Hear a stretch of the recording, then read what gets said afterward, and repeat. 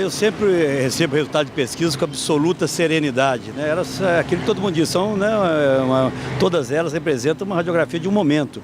A percepção que para mim é a mais clara e a mais relevante é de que há um cansaço em relação a tudo isso que está aí e um sentimento crescente de mudança.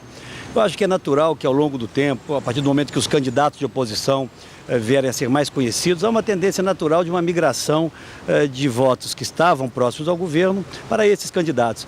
Não acredito que isso acontecerá numa enorme velocidade antes do início da propaganda eleitoral. Eu acho que a partir do momento em que o debate é estabelecido, o confronto de ideias existir, é que vai haver, aí sim, aí os números vão se acomodar dos patamares que eu acho que representam efetivamente o sentimento do conjunto do eleitorado.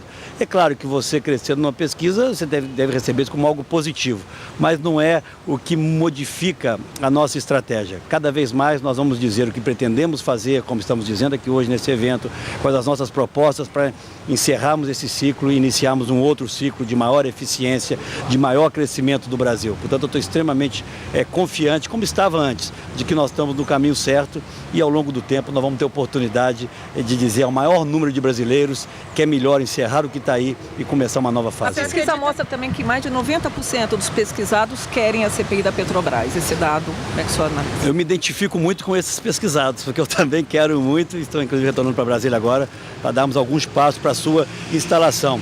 Isso é a demonstração clara de que, ao contrário do que os governistas têm dito, né, ou buscado propagar, a CPI da Petrobras não é uma demanda das oposições, é uma demanda da sociedade brasileira, que quer saber como a maior empresa, patrimônio de todos os brasileiros, vem sendo gerida ao longo do tempo.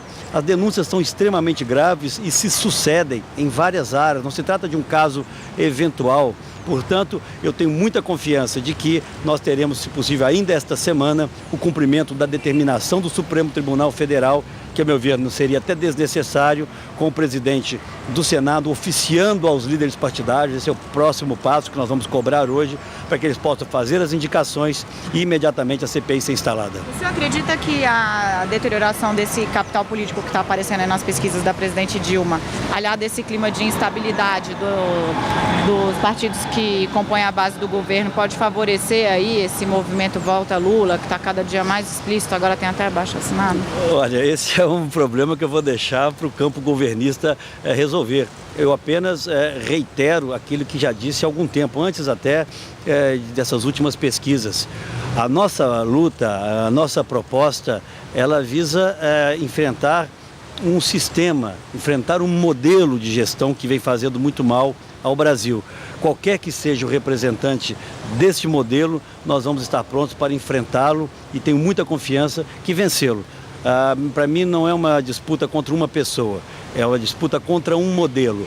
E se houver uma troca de candidaturas, para nós não altera absolutamente nada o nosso discurso e a nossa disposição. Senador, um dos fatores que tem derrubado a presidente Dilma na popularidade dela é a inflação. Ontem o Campos ele defendeu que ele, se eleito for, ele vai conseguir fazer com que a inflação chegue a 4,5%. E o senhor tem um número fechado? O senhor tem essa Olha, eu acho que todos nós devemos buscar diminuir a inflação. Eu tenho dito há muito tempo, desde o início das nossas discussões, ao lado de vários economistas que estão ao nosso lado, que nós vamos focar no centro da meta. Nós vamos ter uma política de recuperação do tripé macroeconômico, construído pelo PSDB lá atrás e que veio sendo flexibilizado e se deteriorou ao longo do tempo, né, com a maquiagem fiscal que impede que o superávit seja efetivamente aferido, o superávit real. E a questão, sobretudo, inflacionária, onde jamais esse governo focou no centro. Então, eu acho que essa é uma mudança radical que nós imporemos. A inflação focada no centro, obviamente, buscando a sua diminuição. E acho que é possível, sim, desde que haja mudança de governo. O senhor viu alguma reivindicação do público aqui? Não, eu acho que é mais uma conversa, dentre tantas que eu estou tendo, atendo um convite que me foi feito, né, pelo grupo, pela instituição. E eu tenho sempre muito prazer em conversar. Tive um café da manhã com um grupo importante de empresários, ouvindo, inclusive, muito. O que eu percebo é que mesmo em setores da vida empresarial brasileira, próximos ao atual governo, há uma constatação dos perigos que representariam mais 4 anos desse mesmo modelo. A grande verdade é que o atual grupo político que governa o Brasil perdeu a capacidade de transformar, perdeu a capacidade de construir uma agenda e de discutir essa agenda com a sua própria base. A priorização desse governo ao longo dos últimos 2 anos foi uma só: eleição.